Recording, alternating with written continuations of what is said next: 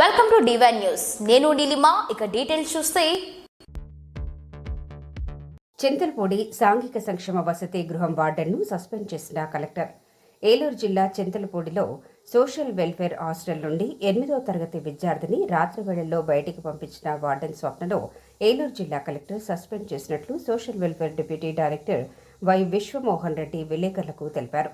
చింతలపూడిలోని సాంఘిక సంక్షేమ వసతి గృహాన్ని సోషల్ వెల్ఫేర్ డీడీ సోమవారం సందర్శించారు. విద్యార్థి తల్లిదండ్రులతో మాట్లాడి విద్యార్థిని హాస్టల్లో ఉంచి చదువుకోవటానికి అన్ని వసతులు కల్పిస్తున్నట్లు ఆయన తెలిపారు. విద్యార్థిని కొట్టిందని ఆరోపణలు ఎదుర్కొంటున్న హాస్టల్ వాచ్మెన్ రాణిని కూడా సస్పెండ్ చేస్తామని తెలిపారు. సోషల్ వెల్ఫేర్ డీడీ వెంట ఇన్ఛార్జ్ ఏఎస్డబ్ల్యూఆర్వి శ్రీనివాస్ ఉన్నారు. రాష్ట్ర వ్యాప్తంగా ప్రజలందరూ ఆ వీడియో చూసిన వారు చాలా కలత చెందారు.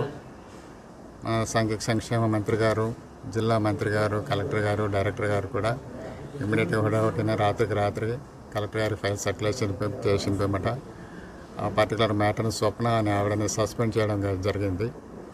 ఎందుకంటే ఇది వైలేషన్ ఆఫ్ కాండక్ట్ రూల్స్ కిందకి వస్తుందండి. ఒక ఆడపిల్లని సాయంత్రం 6 దాటిన తర్వాత హాస్టల్ నుంచి ఎట్టి పరిస్థితుల్లో మనం బయటికి పంపడానికి అనుమతి లేదు.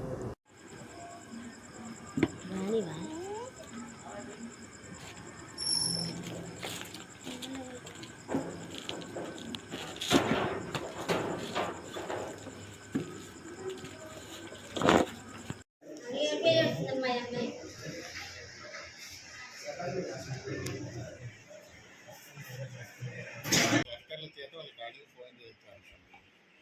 ఉదయం 10-11 గంటల ప్రాంతంలో వాళ్ళ నాన్నగారు పొలపల్లికి వెళ్ళిన ముందుగా సాయంత్రం వచ్చి ఆయన తిరిగి ఉన్న వేళలో టికెట్ తీసుకున్నారు. నేను బాగుతున్నాను. ఈవిడికి అప్పటికప్పుడు బాధ్యత తొలగించాలనే ఉద్దేశం లేదు.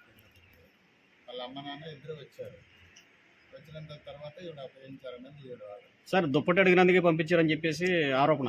అవునవును, అది అన్ని పేపర్లో కూడా దుప్పటి అంటున్నారు. కానీ మన రాష్ట్ర వ్యాప్తంగా 2025, 26, 27 సంవత్సరాలు కూటమి ప్రభుత్వం వచ్చిన తర్వాత ఎస్సీ హాస్టల్స్లో గత 5 పిల్లలు ఇవ్వనన్నటువంటి స్టడీ మెటీరియల్స్ కానీ ఇచ్చాము. నైట్ వేర్ డ్రెస్సెస్ 2 జతలు ఇచ్చాము. ఉలన్ బ్లాంకెట్స్ ఇచ్చాము. కొత్త సంవత్సరము కార్పెట్ అని బెడ్షీట్ ఇస్తాము.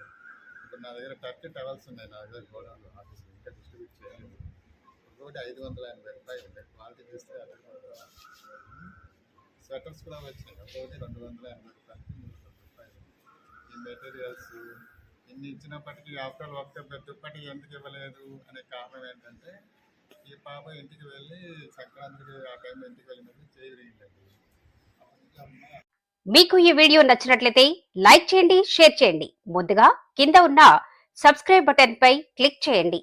ఎల్లప్పుడూ అప్డేట్ సమాచారాన్ని పొందండి.